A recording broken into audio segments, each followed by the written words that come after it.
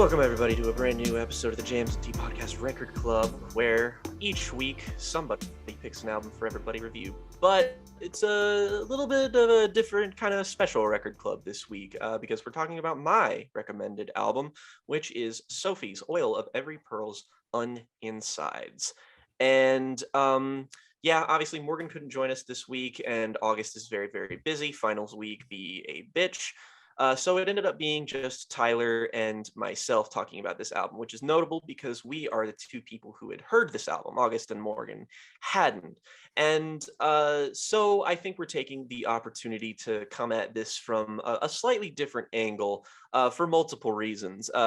I had several reasons for recommending this record this week. It's the last record club of the year. I wanted us to kind of go out on something that's at least important to me or important to the world of music, and it is kind of both.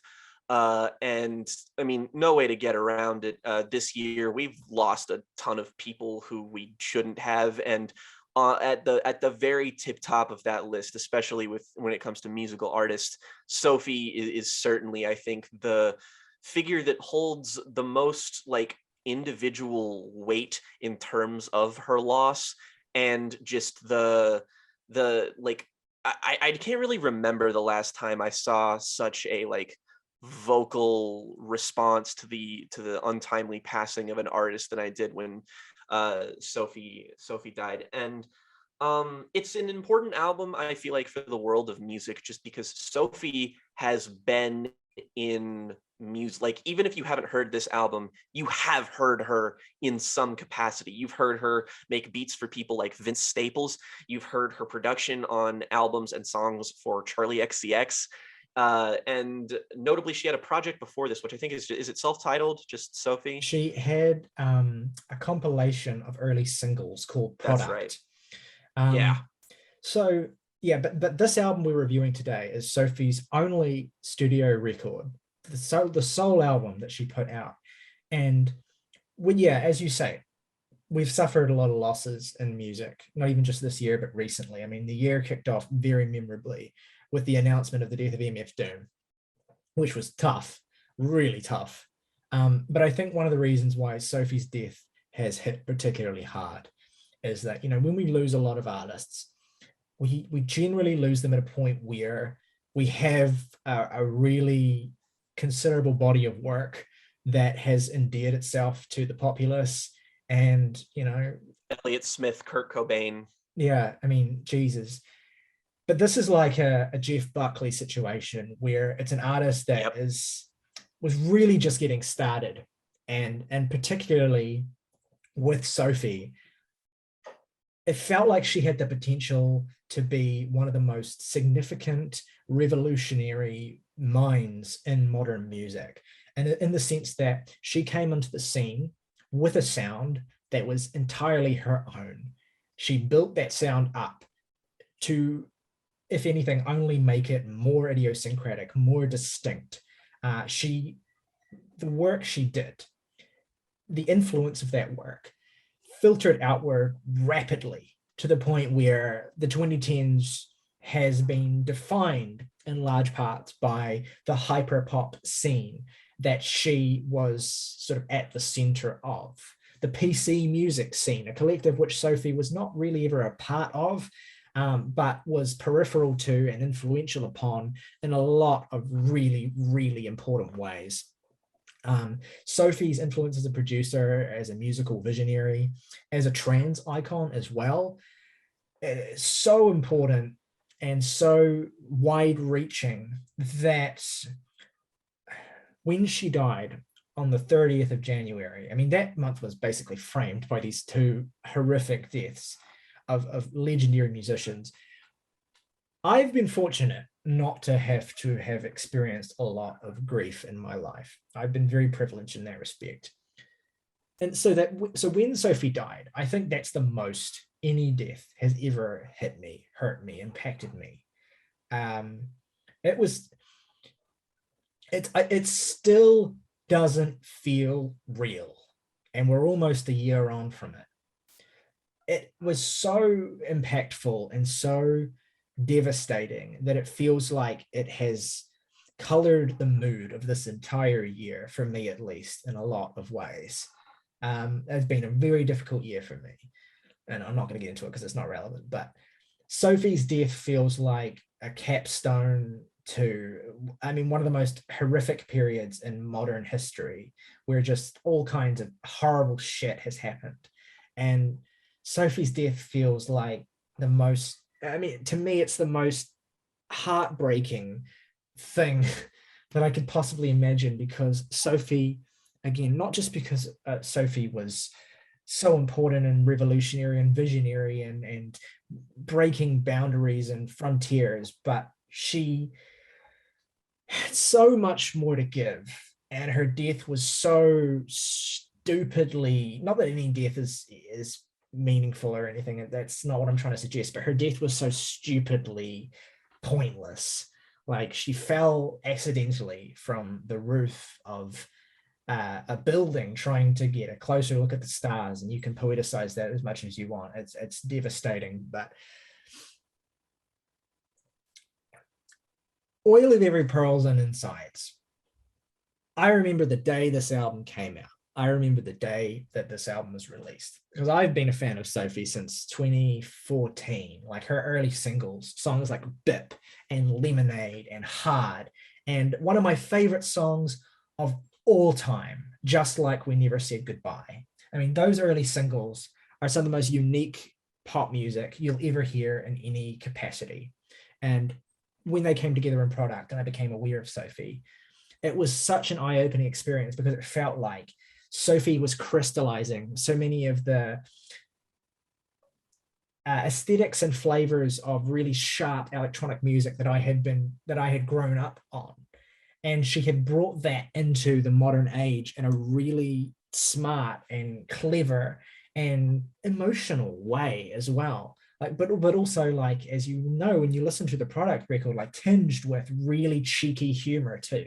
Like, she's an artist that plays with images of celebrity, of capitalism, of the human body, of consumption, of image, and does it in ways that are really fun and really thought-provoking and really interesting and really exciting, and never portentous or, overly, self-concerned or whatever. Like, she has always, to me, been one of the smartest cultural figures of the last 10 years. And so I remember when this album came out, her hotly awaited debut album of new material. I mean, the singles were the first 3 tracks in this album: It's Okay to Cry, Ponyboy, and Face Shopping. And they were released quite far in advance of this album. I think It's Okay to Cry was officially released like almost 10 months before the album came out, or something like that. And that, incidentally, when that song was released, that was a moment in and of itself, because it was released with its incredibly important and beautiful music video, which was Sophie's debut to the world post-transition, and one of the few songs that she actually sings herself. And in this amazing music video, you have her naked and intoning to the viewer, comfort, a message of comfort, a message of support, a message of love unconditionally, through the lens of this musical style that she had developed in its warmest and most loving incarnation. I mean, Jake, what does It's Okay to Cry as a song mean to you? And how do you think it functions as an entry into Sophie's world, as a beginning to this album? I think in many ways it's good that the two of us had the experiences with her music that we did, because you were so entrenched in the world of music when this came out that you had a precedent for it, and you have like everything that informed it, and like, you're knowledgeable about this scene and what have you. And naturally, my first exposure to Sophie was through the fact that she got a good review from Anthony Fantano. And that was sort of like my peak trying to discover new music, and like listening to anybody recommend something new was going to make me go check it out. And I hadn't even like listened to shit from Charlie XCX at this point. So when I say that for me, this is unprecedented, this is unfucking precedented. Not to mention, it's like, I wasn't familiar with the things that she collaborated with. I wasn't even familiar with the things that she herself said she had taken influence from. Autechre. And I turned on the album and listened to it front to back, and I was utterly bewildered. Like, I won't say that it was like love at first listen or anything. I know I liked it, but I was just so completely gobsmacked by everything that this was and everything that it did and everything on a very, very visceral level. Just like it was so beyond the world of music that I was familiar with that it was a completely new world for me.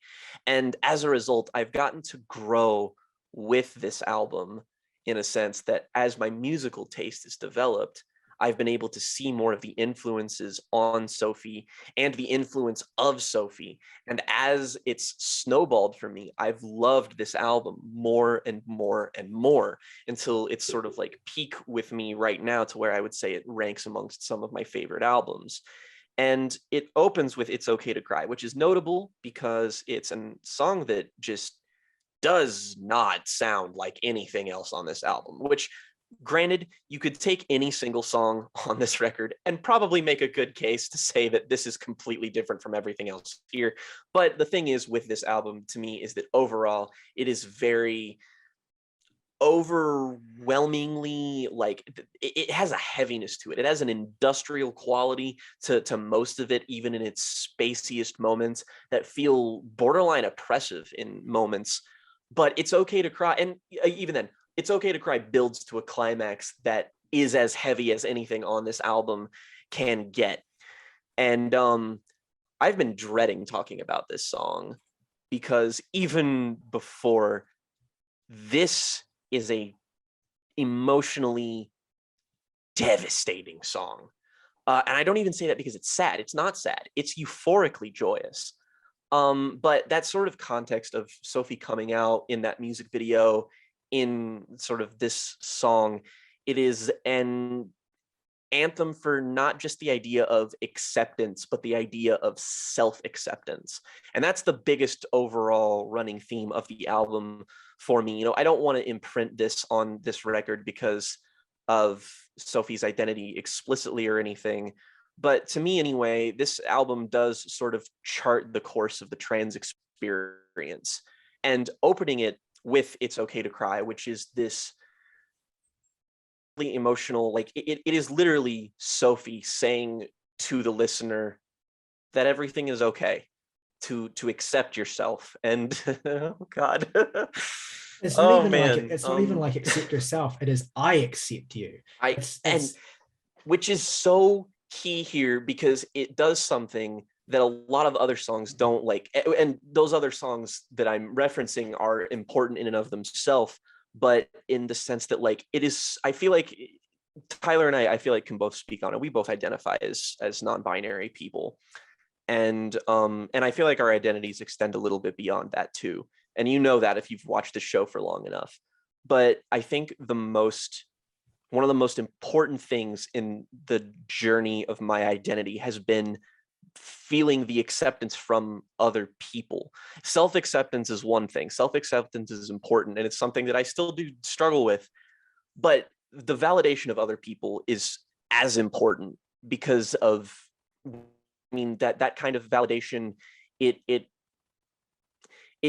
feels different. It feels more real to you because I feel like there's an inherent, like, if you're like me and you're really like histrionic and you don't really like trust yourself, the validation that comes from a third party observer can mean everything.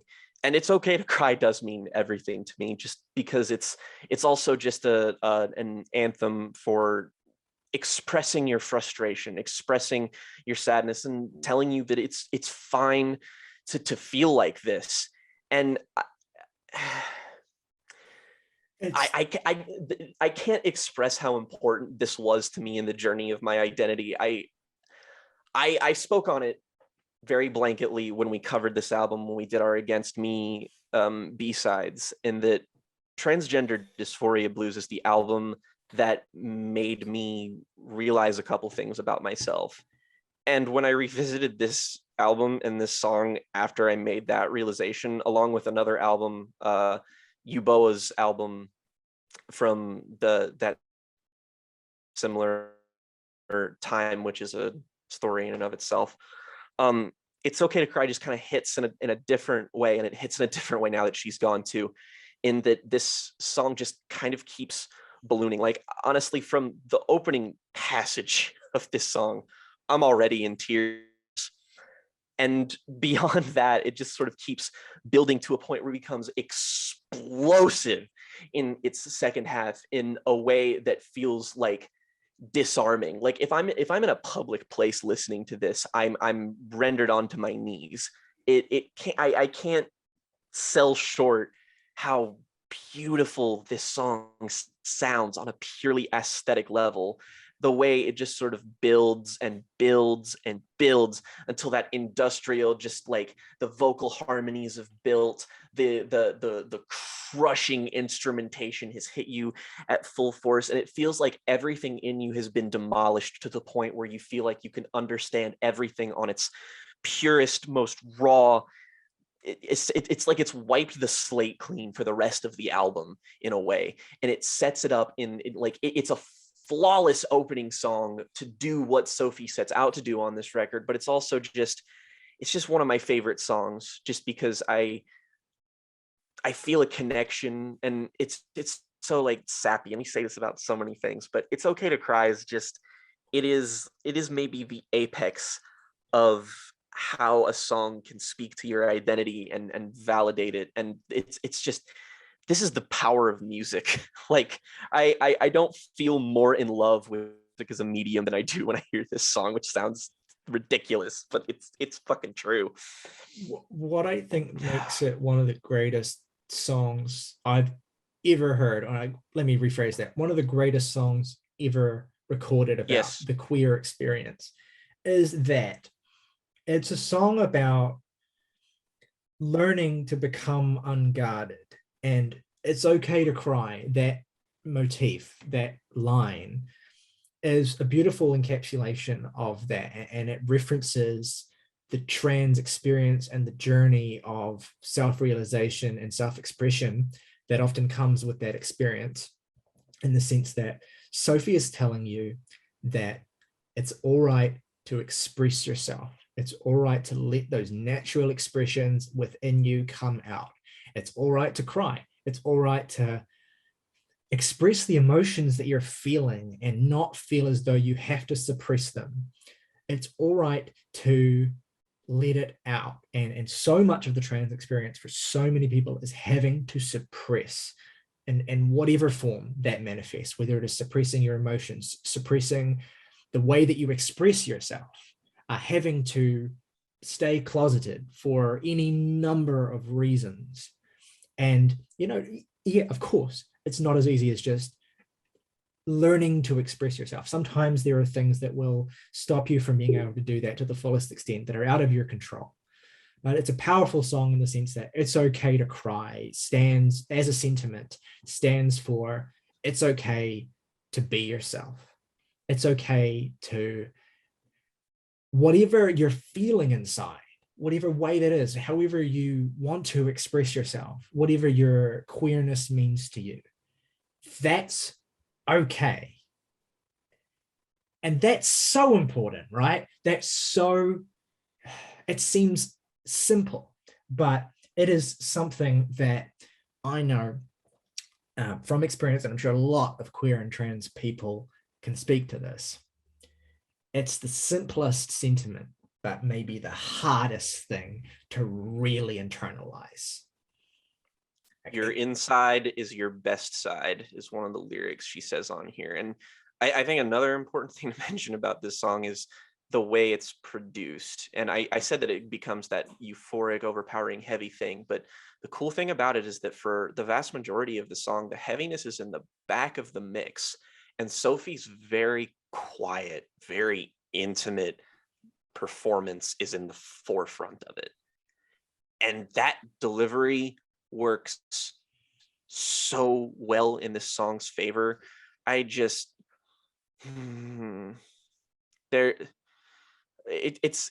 there's just no word in the English language that can convey the amount of catharsis this makes me feel as just a human being who's spent like not even just my identity, it's just like the things that I love, the things I've expressed, everything that I've keep hidden. I'm the type of person who didn't feel like I was a real human being until I got out of high school, when I was around people who I could talk around and I didn't have to guard myself around. People like Tyler, people like everybody I know who allowed me, the sort of through the guise of the internet, allowed me to fully be myself and understand myself. And I wasn't able to do that beforehand. And it makes everything in retrospect to appear that much sadder. And that's another reason why this song helps, is that it's like that experience is like, it makes me feel better for having come as far as I have.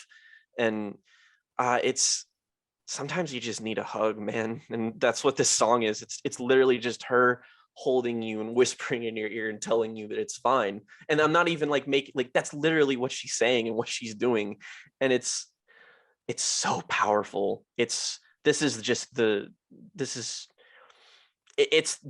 simultaneous tragedy of her passing and her leaving. It feels like this voice feels like it's literally coming from the other side at this point. It makes me feel the same way that Floating in the Fourth does from Frightened Rabbit, where I feel like I'm listening to the disembodied voice of a deity at this point who's not in this world right now. And I'm so glad that Sophie got to make this album, just because as sad as it is, and as much as she was going to deliver so much and do so much for the world of music, but she had already changed it so much. The last decade of music without Sophie isn't the last decade of music. And as cool as it would have been to have this album and this song as the jumping off point for an incredible career, I still also feel like it serves as a monument to everything that she already did that was already important. And she has that message, that beautiful music video, which I totally recommend watching if you haven't seen it, because it makes the song that much more powerful. And yeah, I'm going to talk in circles if I keep talking about this, just because of how different it is from the rest of the album. But as an opener, its contrast with the rest of the album needs to be emphasized, because again, it does that wiping the slate clean so that it perfectly allows that, the feeling okay with expressing yourself. It feels like the rest of the album is that for her. It's just everything that comes after this is her being able to cite her experience without anything held back. And that's why it's beautiful. I think also that this song comes very full circle with one of the last songs on the record that we'll get to eventually, where it kind of echoes the joy and euphoria of this introduction, and yet feels like an arrival of sorts that this heralds. But we'll get to that, because I think I've thought about this. I think it probably is for the best to talk about this album in sequence, because there's such an important aspect to the way this album flows. And we can stop being so fucking weepy and melodramatic and talk about how the main appeal of this album is that it fucking knocks. Well, this is the thing, right? If you listen to those early Sophie singles like Bip and Hard and Lemonade, like, you get a sense of the heft that Sophie is able to wield. Absolutely. But it feels like she realizes that in a way that's so much more intense and dynamic and just generally flooring than ever before on this record. I mean, I talked about there being 3 singles released ahead of time for this record. The first 3 tracks on this album, in the order they appear. And so the second single was the second track, Ponyboy, which feels like if as you say, It's Okay to Cry is a kind of slate wiping, Ponyboy is like maybe more familiar aesthetically to people who were fans of Sophie at the time, but like so overblown, so absolutely disgustingly loud, and so ruthlessly violently in your face with its kind of like sadomasochistic evocations, that but also at the same time that tongue-in-cheek humor that it has as well. Like, if you're going to make an S&M song and call it Ponyboy and have it be like a brony sort of fucking sex anthem, and it's perfect. This song is like, there are no shortage of perfect songs on here, and the the coolest thing about this record is that this is perfect in a completely different way than It's Okay to Cry is. Ponyboy is like one of the hardest trunk knockers of the 2010s. And and ever since I heard it, this has been one of the songs that I have fully and unabashedly fucking adored, because this shit, it like the fucking like everything about this detail wise is something that just builds into a greater whole that makes this bottom anthem feel profound. The fucking pitched down vocals of the "spit on my face, put the pony in his place." Those vocals, it should be said, are Sophie herself as well. But it is so good. It's worth shouting out too. The regular vocalist on most of this record is a woman named Cecile Believe, who does the tuneful singy vocals on this album, including the majority of this song. She's great. She has a lot of charisma, and she knows how to. She knows how to ring like tunes out of like the lines themselves, like how to kind of like twist and pull them, and like the bridge of the song where she's just kind of like going all over the place vocally. Yeah, it's like an R&B vocal delivery, and it's and like the metallic stings that are like, it sounds like she sampled them off a fucking cornfield. It's like boom boom boom. Well, bum, bum, bum, bum, bum, bum. It's like it's rhythmic in a way that like so few like industrial songs like are anymore. This is like, for every bit as autechre as this song is, it's also Nine Inch Nails. That's a great way of describing it. Actually, it's the meeting point of those two elements in a lot of ways, but yet still so thoroughly Sophie. And I think the cool thing about this album is that as it goes on, you get more and more different shades of the classic Sophie sound with each track. I mean, to me, one of the defining songs of this album is Face Shopping, which is the third single. And like, if you've come at this record just with Sophie's early singles and early production work on other artists' albums, this is the one that's going to be like, yeah, this most resembles the Sophie that I'm used to. It has one of her most distinctive production features, which is these sorts of percussive elements that are like whiny and clanking and metallic and stretched and contorted. To me, this is like I don't know, like I hate saying things like this, but it's almost like the definitive song of this album in terms of the Sophie musical aesthetic. Whereas like It's Okay to Cry and Material are like the definitive song in terms of like the Sophie personality or whatever. But this song is, I mean, this song, like I know for a fact that I have likely sustained some hearing damage just from this song in and of itself, and how loud I played this fucker in the car the year it came out. Like this CD stayed in my car stereo rotation for most of the second half of 2018, and this song was one of the ones that I was listening to the most. Like what's great about it, a number of things obviously, but first thing worth mentioning is that it takes one of the key sort of like topical concerns of PC music songs, which is consumerism, materialism, and its relationship to the human body, and then Sophie's interest in those topics as they relate then to the trans experience. So the idea of self-modification, of modifying the human form, its relationship to capitalism, its relationship to the commodification of the human body. Super postmodern.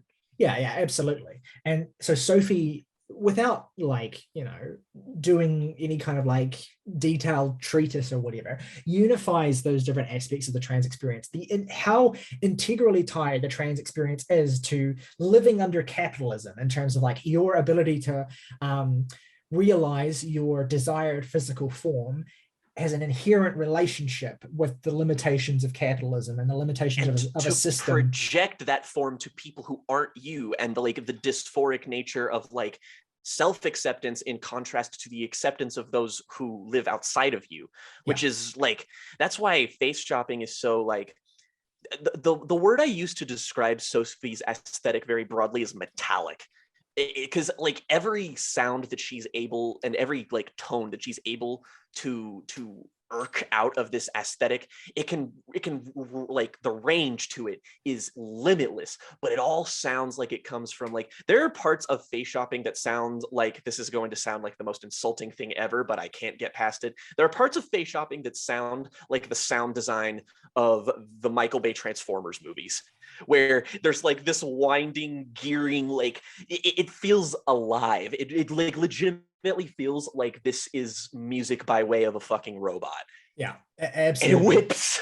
I think there's a lot of comparisons to be made. Like, I'm not, it's so typical for me to bring up Ortega, but there's a lot of lineage there. Like, Undeniable, though. Sophie spoke on multiple occasions about how Ortega had been maybe the biggest influence on her creatively. She said that they were the only artist in the whole world that she would allow to remix them. And quite poignantly, they finally did, like 2 days before she died, which is amazing. What did they remix? I actually didn't know this. They remixed her debut single Bip, which, and they turned it into a kind of like a groovy slow jam, really underappreciated remix. One of their more low-key things, but worth checking out.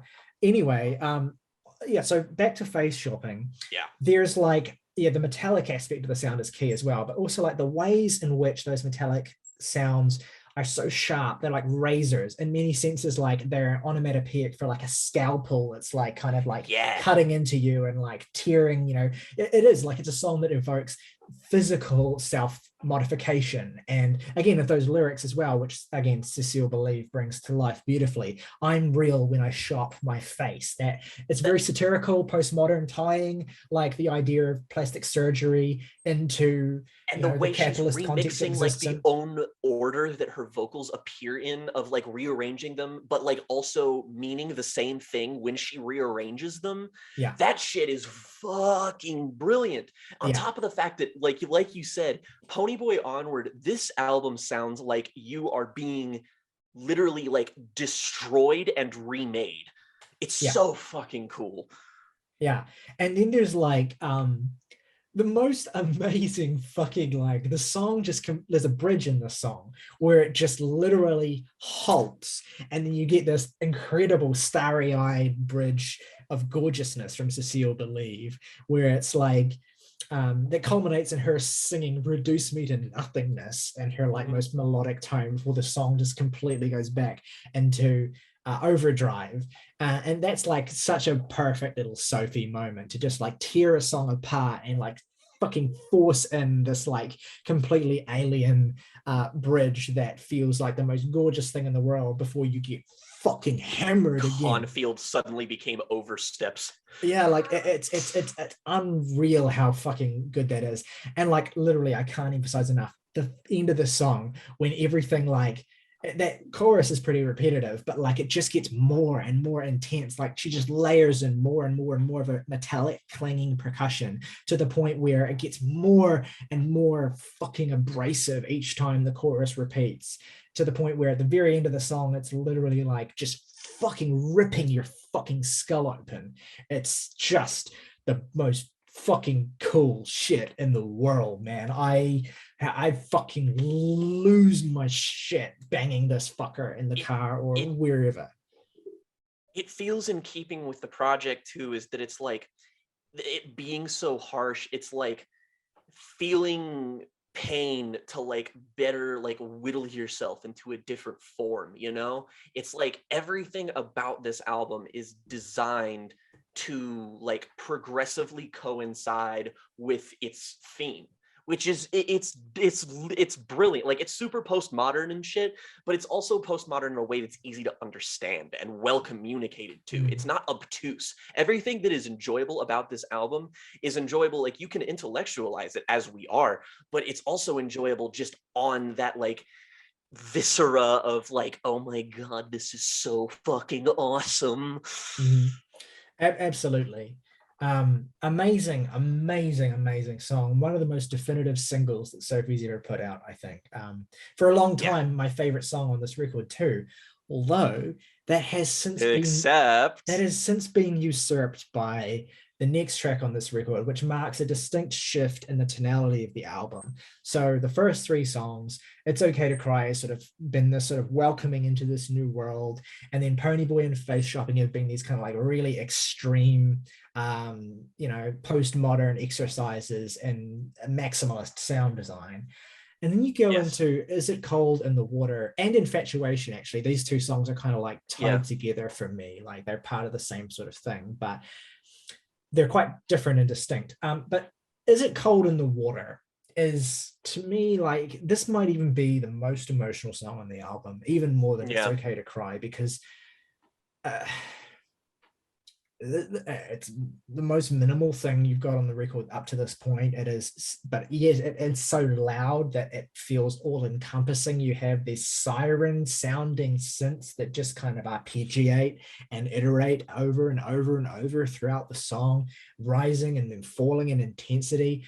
And you have this incredible vocal performance from Cecile Believe, amazingly emotional in terms of, so this is, I mean, I can't think of a song that better describes and communicates the experience of dysphoria than this song.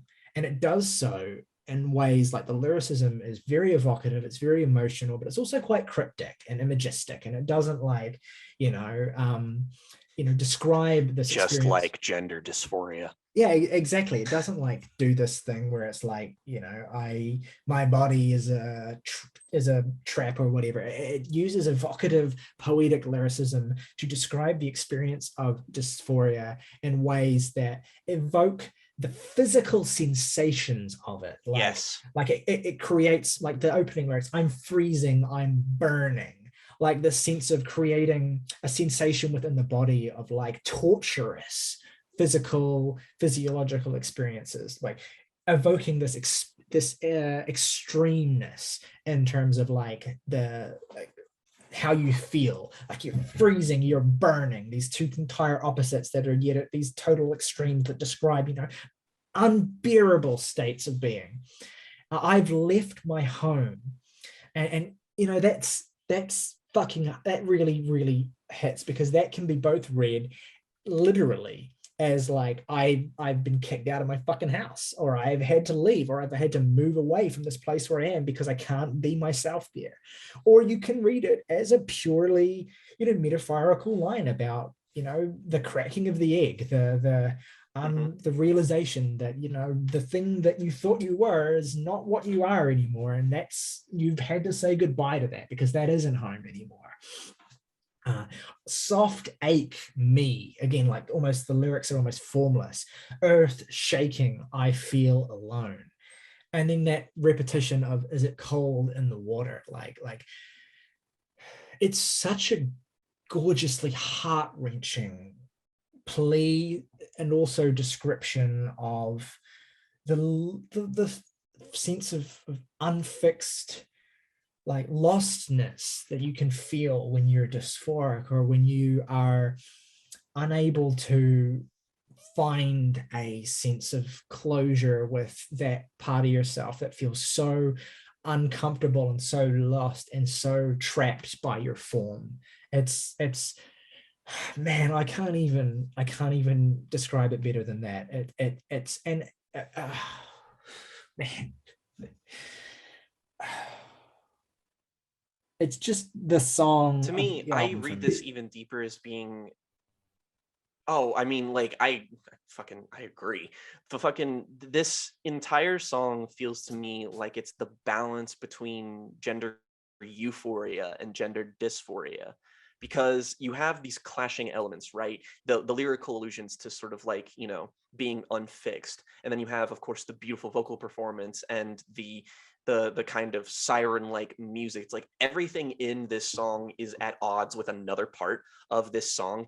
And that expression, is it cold in the water, it's like, try before you take the plunge, and feeling unfixed in the water is like, completely unencumbered.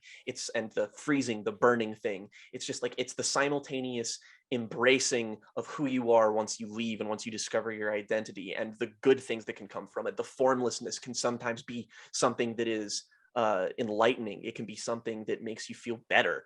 But and then there's also, you know, the harshness of the dysphoria. It's like, it's not, it feels like a nexus of everything about the trans experience into one 3-minute song.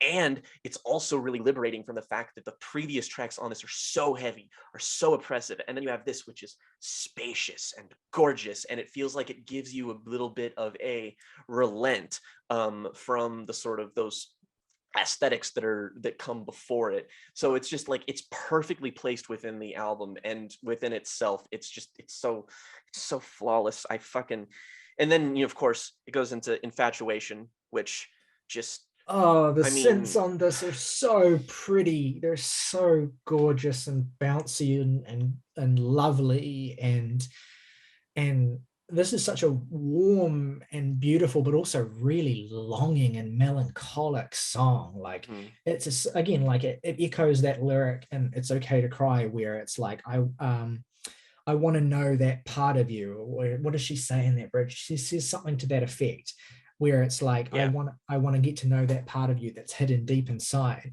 And Infatuation, you know, is explores this idea more deeply. It's like, part of this encouragement, part of this like connection that Sophie is forming with the listener, queer listeners in particular, is this feeling of genuine love that she is able to communicate to these people through the desire to see them, to know them the way they want to be known, the way they want to be seen, the way that they want to express themselves.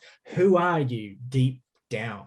Like, Sophie sees through the facade that, you know, that people, queer people, have to put up all of the time, and it is speaking to the person behind that, inside of that, below that. And it's you know, it's not particularly lyrically, you know, dense or diverse, but it doesn't need to be, because that sentiment is no, so powerful and potent and full of implications that it's all the track needs.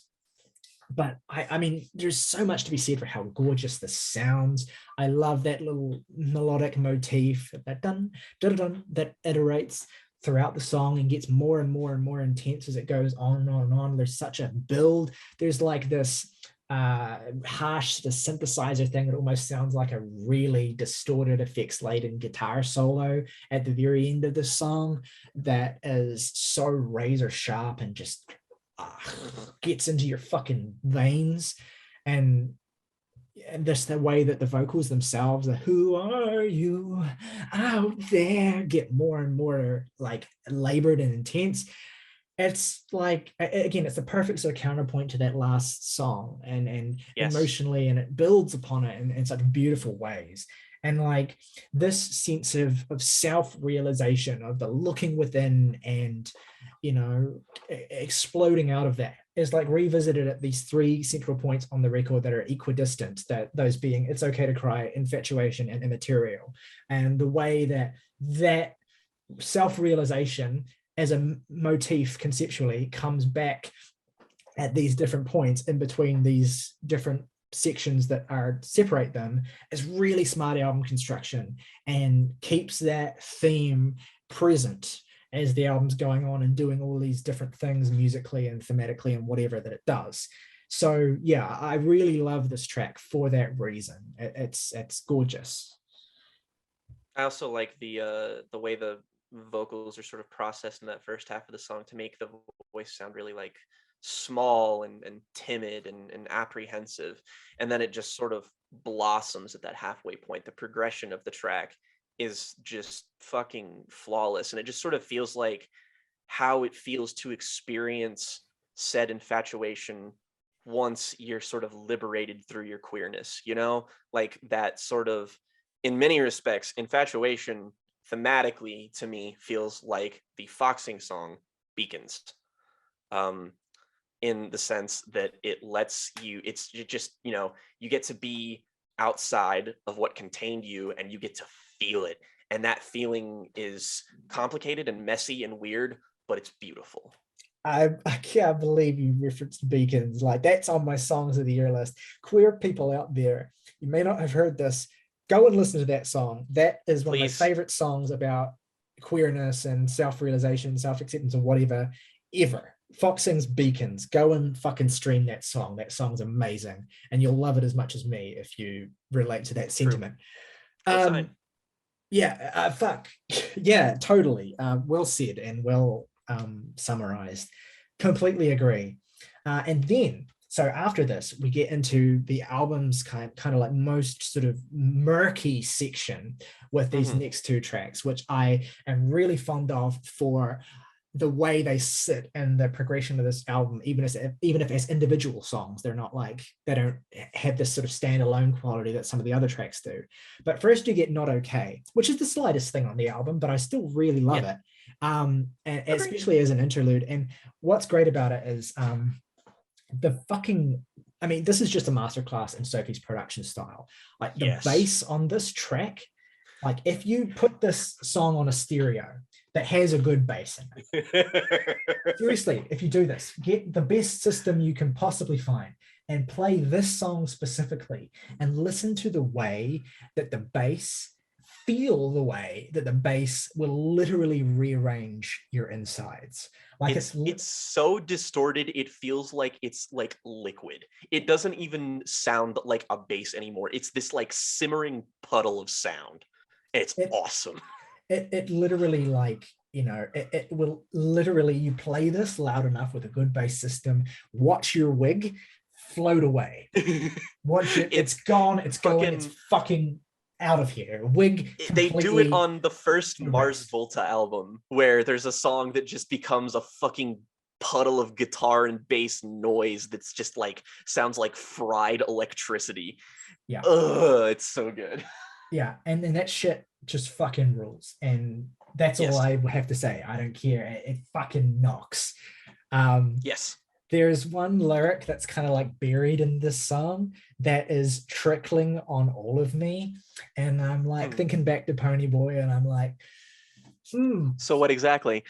But anyway, I didn't have a point with that. I just found it funny. Yeah. Oh, I mean, it's got to be intentional. This is a horny ass album. Yeah. I mean, but it's like, it's horny through the lens of liberation, which is, it's like, it feels like, I love that about it. It's just like, we live in a time, you know, where it's just like, you know, queer people have always been shamed about everything about them, but it's like, the more the community grows and the more time passes, the more acceptable it is to feel as though you're able to celebrate that. And it is liberating, and it's wonderful. And this album lets me like fully embrace that side of myself. What I love is, like, obviously sexuality and sexual identity and sexual realization is such a like a core part of the queer experience and of the self realization experience and stuff. And yet it's also one of the things that makes, you know, people who aren't, you know, normal, I shouldn't say that, but like cis people or heads most uncomfortable is the sexual aspect of this kind of expression. That's why It's Okay to Cry and Ponyboy being sequenced together is one of the best fucking ideas ever. Is because it's this beautiful self-acceptance anthem, and then immediately it's like self-acceptance 100% to the point where you are forced to be like, self-acceptance includes this too, motherfucker. And that's why Ponyboy and is not just like a throwaway tongue-in-cheek sort of like like extreme song. It's why it's important to the progression of the album, because of exactly what you said. Like the sexual aspect of self-realization is such a key part, and it shouldn't be sanitized. And anyway. And so this is beautiful, saying, you know, fuck you. If you are going to be about, you know, if the cis heads are going to be accepting of us, then you have to accept all of us. If you're going to be like, oh, It's Okay to Cry is such a queer anthem for these people, you have to fucking embrace Ponyboy to the same extent. Anyway, damn right. Pretending, one of the most fucking gargantuan drone tracks I've ever heard in my life. It sounds like you're inside of a blue whale is what it sounds like. It sounds like that fucking, the opener on the Burial compilation is what it fucking sounds like.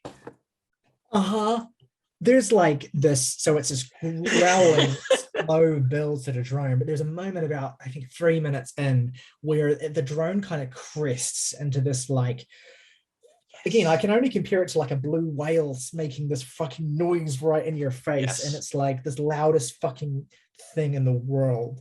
And it's so the purpose of this song, I think it has a clear purpose in the arc of this album. And so you've had a series of songs up to this point that have explored like queer self-realization in various forms and encouragement to realize. And this is where the narrative progression of the album becomes beautiful, because the first half of this record is about encouraging someone, like it's a second person thing. Who are you out there? I want to see the real you. It's okay to cry. It's all about that. And then the second half of the album is a first person thing where it's about this person's realization. And pretending is like it's like you're being born slowly. Like that's how you feel when you listen to it. It's like passing through some gigantic cavernous space to your new world. Being destroyed and recreated thing, like what I mentioned.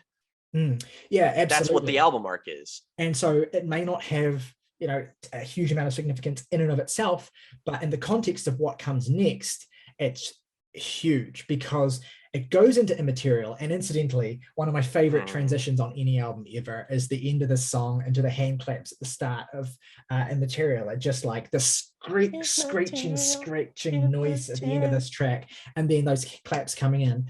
This album is a journey from self-realization, like, oh shit, to actual self-actualization, like entering a literal whole new world where you are the thing, the person, the entity that you are. Like you get to be that, you get to realize that, and that's what Immaterial is. Immaterial is the best Charlie XCX song that is not a Charlie XCX song. I mean, it's one of the best pop songs ever. It is like from the clear allusion to Madonna's Material Girl, you know, in conjunction with the fact that Sophie even collaborated with Madonna this decade, to the actual structure of the song itself, to the honey suckling sugar sweet synthesizer tones, to the melodic beats, to the chipmunked vocals, to everything about this song is the pop aspect of the PC music, of the hyperpop sound attuned to its finest. This is the best song that the best pop song that hyperpop has produced to date, and it is the most euphoric thing that has come out of that whole niche of music as well. And it works beautifully as its own kind of like empowering rush of adrenaline and sugar as a song, but it acquires this unfathomable gorgeousness and cathartic, amazing emotional quality when you experience it in the context of this album. When it hits, you're like, oh, shit. I'm a material girl. We can be, and like literally, again, Cecile Believe vocals out of this world. The effects that are put on her voice make it sound even more gorgeous and amazing. You could be me, I could be you, always the same, never the same. Without my legs or my hair, without my genes or my blood, with no name and no type of story, where do I live? Tell me, where do I exist? Formless, which as an fucking non-binary person is like, that's my like, to be like this formless ball of energy is just like without limitation. It's just like, yes, exactly, Sophie, thank you. Yes, and maybe my favorite moment of this whole album is during the bridge of the song, where Cecile Believe is literally just like losing her mind, and she says these lines that to me, she says, I don't even have to explain. Just leave me alone now. I can't be held down. Like that to me, you know, we go beyond the intellectualization. We go beyond the describing the minutiae of the experience. We go beyond any of that to just a feeling of like, fuck you, I'm me, and I don't have to justify me, and I don't have to explain me.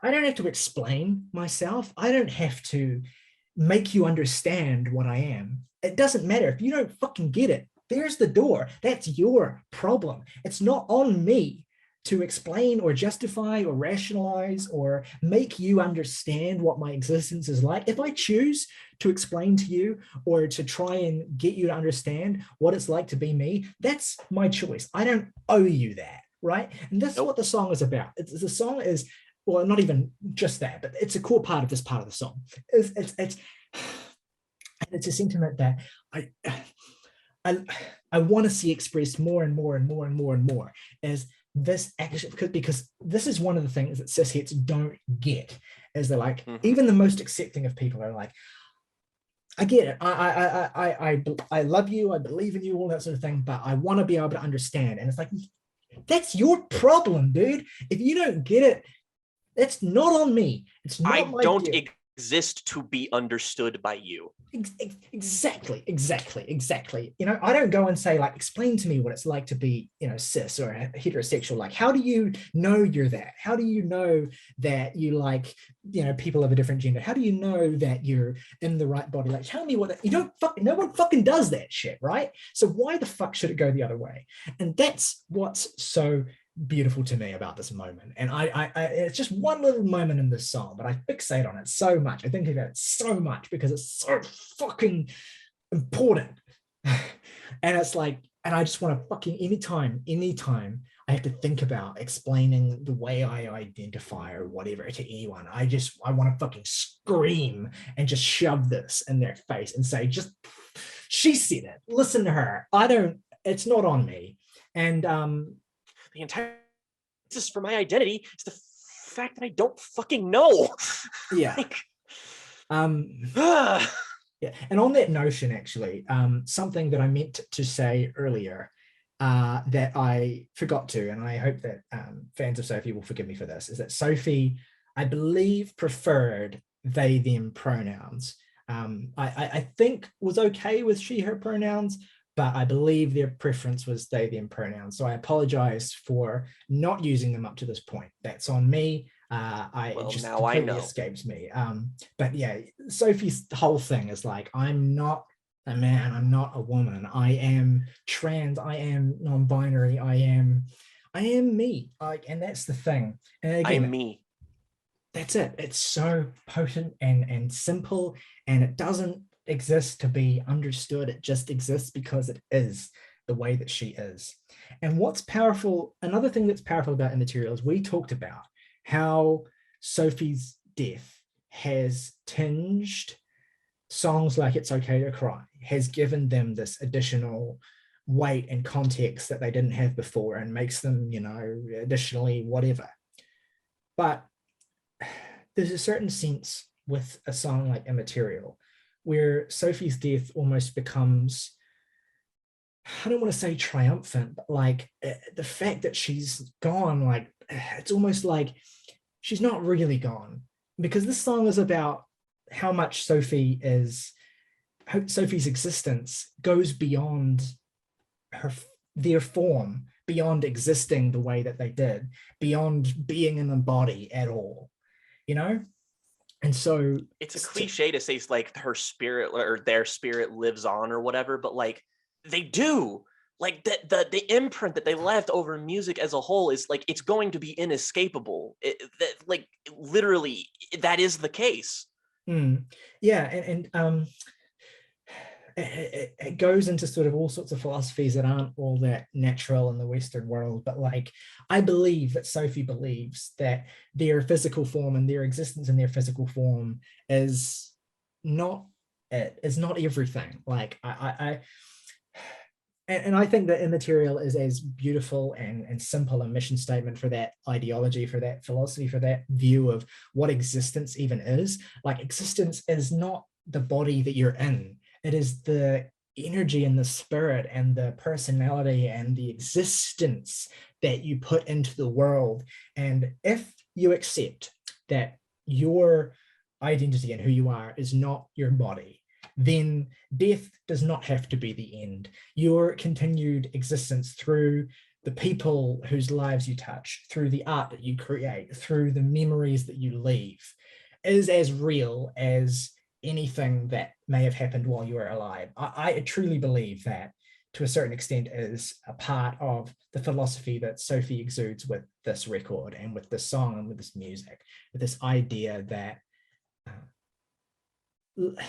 existing is about leaving your imprint on the world, about having been here. It's not about being here necessarily. It's about, by existing, you become a part of an irreversible part of the fabric of the universe.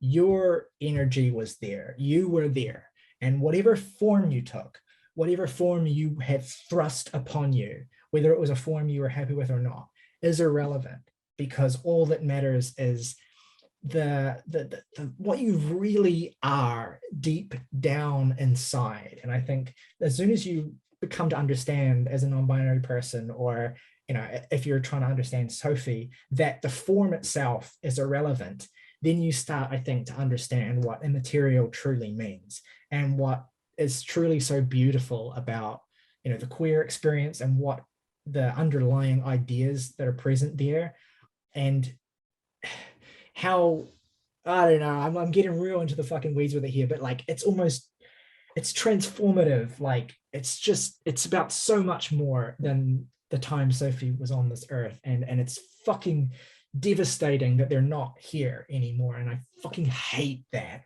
But also there's a certain extent when listening to this album where I don't feel as terrible about it as I did when I wasn't listening to this album, because I'm overcome with the triumph of the fact that they were here in the first place, that they left this mark that they did leave in the first place, that they do continue to exist in the form of this music, in the form of my memories, in the form of everything that exists in this world, whether tangible or psychological, that is a result of Sophie. Yeah.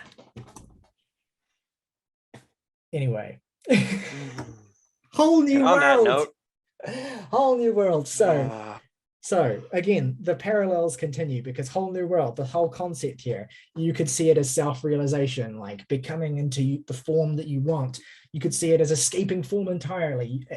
It's gender euphoria. It is self-actualization. It is it's a fucking boss is what it is. So it is this, so whole new world / pretend world is the 9-minute colossus that ends this album. It is where the sonic toolkit of Sophie is at its most diverse and exploratory, its hardest hitting. I mean, even it makes a song like Ponyboy look fucking like a Disney Channel song by comparison in terms of like the complexity and density here. It is like the ultimate flex in some respects. It is just like Sophie's skills as a producer and as a musical visionary, as an artistic talent, at their most ambitious and unwieldy and colossal. It is the song on the record that is, of course, I have to say this, most clearly indebted to Autechre. I mean, and I can say that because Sophie herself has said that about this track. They have said that Autechre were a clear influence on the direction here. And if you go and listen to some of Autechre's most recent material, like Alsec and the NTS sessions, you can, I mean, particularly Alsec, you can hear that this is essentially would fit, with a few modifications, would not be out of place on a project like that. It takes so much from that aesthetic and toolkit, and especially with like the lengthier runtime and the more sort of progressive structure as well. Like, obviously I don't want to dampen this with comparisons because it's a Sophie track through and through, but I'm sure, Jake, you can see what I mean as someone who experienced Alsec this year as well. You can see how Sophie works from a similar sort of toolkit, you know, philosophically, musically, in terms of an approach to sound design, but of course infuses her own personality into it. The heft of this, the weight of it, and the philosophy and lyricism as well. Why don't you take over from here, Jake? I know this is a big standout on the record for you as well. This is just fucking like, it starts off as this gaudy dance track. It's like boom, boom, boom, boom, boom, boom, boom, boom. And it's like, fuck yeah. And it's like, you're just sort of you like kind of leads you along. You're just kind of like, okay, and then it does really get to that like LSEC level of like crushing heaviness where it sounds like you're listening to like two planetary bodies collide. And the way it actually reminds me of that more so is kind of how it ends, and that kind of final stretch where it gets really, really like quiet and moody there for a moment. It feels like one of the parts in like the middle section of LSEC where you're just kind of like, it feels like you're like staring at like a cybernetic graveyard or something. And it just kind of feels like, again, that sort of creation destruction theme that we've been talking about, that's sort of been epitomized on the album's first half, second half. It's the first half and second half of this song. The whole thing is a microcosm for the structure of the album as a whole. It's genius. They're a genius. Yeah, they are a genius. And yeah, that second part of the track, the pretend world part, is the most sort of Ortega Alseki part, because it's where that repetitive bass stabbing motif kind of falls away, and you get a little bit more of this, what I can only describe as progressive bubblegum bass, epic sound design collage, fucking miasma. It's insane. It's stunning. It's the most musically rich and satisfying progression section of the whole album for me, and of Sophie's entire career. It just does so much with the way that it takes the elements of the first half of the song, the melody, the bass tonalities, everything, and it just like completely remixes and just evolves them. It feels like the song, and this is also true of Ortega's tracks, it feels like it's evolving in front of you. It's changing in front of you. It's melding in front of you. And that's a beautiful analog to the idea of a person changing, a person melding, a person becoming, like the song, more formless. Like it starts off with a kind of clear and restricted form. Like it sounds claustrophobic at the start of the song, right? It's so tight and earless, and it's just so claustrophobic. And then, like the experience, the self-actualization, the trans experience that Sophie's trying to communicate here, it gets less restricted, it gets more open, it becomes more atmospheric, it becomes more complicated, it becomes more texturally varied and diverse and dense and interesting, and it ends in this space where at the very end of this track, at the end of the whole album, is some of the most atmospheric music on the whole record. It's enveloped in this pillows of reverb and just atmospheric stuff, and you have those disembodied angelic voices kind of floating through it, and like zooming little textures that will kind of come past you in this free space. It feels like an ascension truly into this formless realm of infinite possibilities. And that, I think, is the triumph of Oil of Every Person's Insides, which incidentally is a mondegreen for I love every person's insides. It is the album sets out to you where it wants to take you with It's Okay to Cry. And then it fucking takes you there. It pulls you there. You experience that. It literally transitions you in real time. And I mean, Thank you for force femming me, Sophie. Thank you for force femming me, Sophie, because I now am an immaterial girl, and I have never been happier. Don't mind me with my t-shirt. It's 2 sizes large for me because I hate my body. It's fine. No, but we are material, and that's all that fucking matters. Tyler, we're material girls. We're material girls. We're immaterial girls. We can be anything we want. Yeah. This is an album. It's This is an album. This is something someone made, and it exists. And I know it's kind of trite to just be all like, oh, it's, she's gone, but at least, they left this behind. And it's like, yeah, but that's all that matters at the end of the day. It has affected everything. Listen to an album like How I'm Feeling Now and tell me that every production decision on that album was not immensely fucking doesn't owe Sophie basically everything. And like, I just had to close the year out on talking about this album just because, I needed a formal way. I needed a way to get the excuse to fully break down into this album and really like sink my teeth into it, but also just to say thank you, because God, I'm so happy that this is a real album, that it was made by a real person, and it's I mean, and it's just the best. It's just the best. I couldn't have picked a better way of rounding this year out.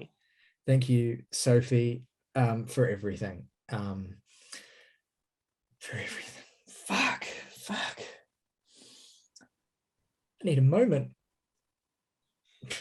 Yeah, that influence is so true. Like, this is my favorite album of 2018.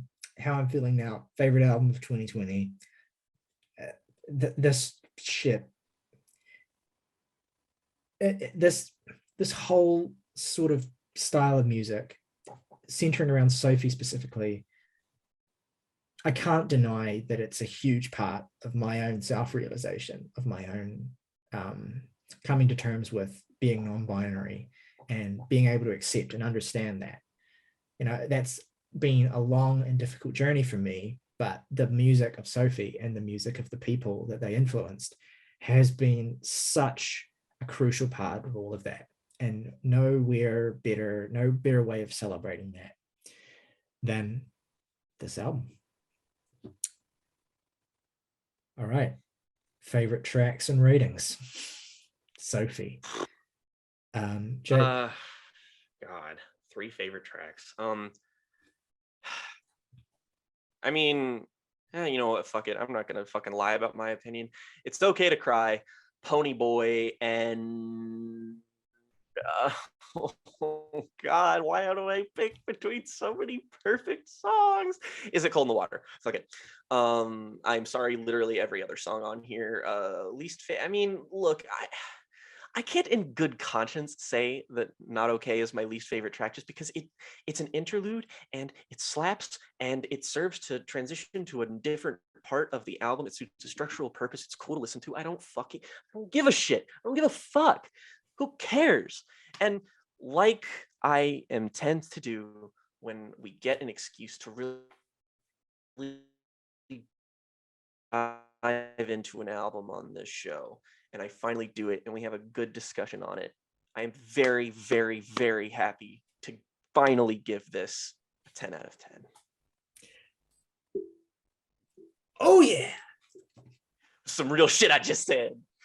That was that was some real shit you just said, homie. My 3 favorite tracks on this album are Is It Cold in the Water, Whole New World / Pretend World, and Face Shopping. Least favorite track. Fuck you. That's my least favorite track. And I'm going to give this album a 10. So that's an average of 10. That's our last record club for the year. We will be back in 2021 with, I believe, August's pick, which I don't think is finalized yet, so stay tuned for a confirmation of that. But if you haven't already, make sure you go back and check out our main episode of this week, which August was on, where we discussed the new albums from Cynic and Paranul / Asian Glow / Sonhos Tomam Konta. Very good episode, really proud of it. So go and check that out. But of course, we want to hear from you in the comments section. We know there's probably a lot of fans of Sophie watching who have very passionate thoughts on Sophie's music and their legacy. So please let us know in the comments below what this album means to you, what Sophie meant to you. If you have a tribute you want to leave for them, put it in the comments below. We're very responsive and we love to hear from you. Every single comment we get means an awful lot to us. So yeah, if you have thoughts, and let us know how we did as well in terms of describing this record.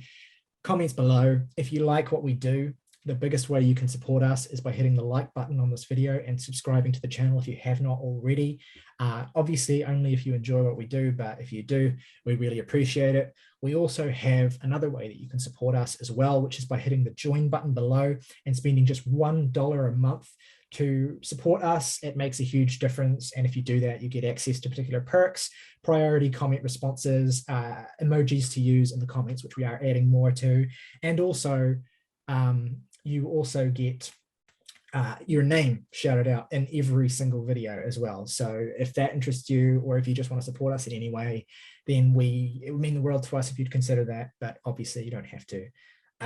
Yeah, we're going to be back in just a couple of days with another new video of a very different kind that you will hear about very soon.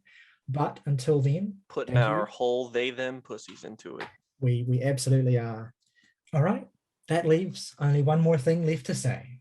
Rock over London, rock on Chicago. Maybe she's born with it. Maybe it's Maybelline.